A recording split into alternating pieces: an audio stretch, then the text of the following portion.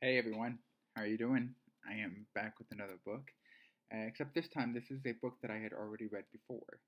After counting, I have realized that I've read this book now 7 times. Um, so 4 times in French, and mostly because I used to do a project with my level 5 kids with the first Harry Potter book, and 3 times in English. Now, yes, I do include audiobooks. Um, and let me tell you, the Jim Dale version, fantastic. The book that I've read is Harry Potter and the Sorcerer's Stone. I am holding here the Scholastic Trade Paperback Edition that was released in September of 1999. But the book was originally published in 1998 in October. Um, I love this book. This was literally my first fantasy novel that I finished.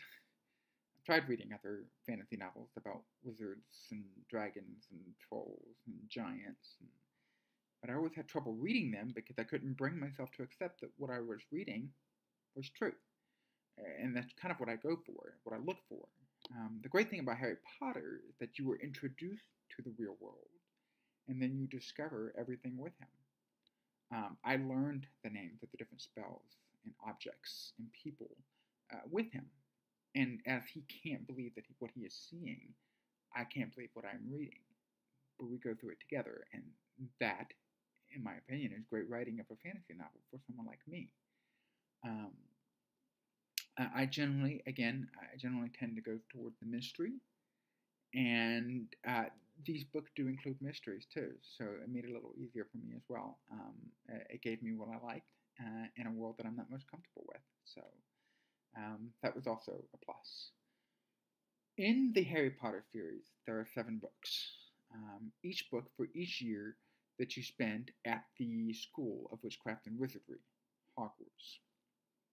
The themes that this book includes is good versus evil, friendship, heroism, destiny, and again, my personal favorite, the search for oneself in connection to where do I belong, belonging somewhere. So the story starts off with a young boy, Harry Potter, who lives with his terrible aunt and uncle. And then he discovers that his family holds a secret. His mother and father, who are both dead, were both witch and wizard. Now he has to transfer to the most famous school of witchcraft and wizardry, Hogwarts, where he meets his best friend for life and face dark forces that threaten his very existence. I gave this book 5 out of 5 stars on Goodreads, and I will read it again. Even if you aren't a fan of fantasy novels, this is one you don't want to miss. This is sort of the gateway, in my opinion. I'm sure most everyone of my generation has at least read the series, but I think we should show the younger kid what they're missing.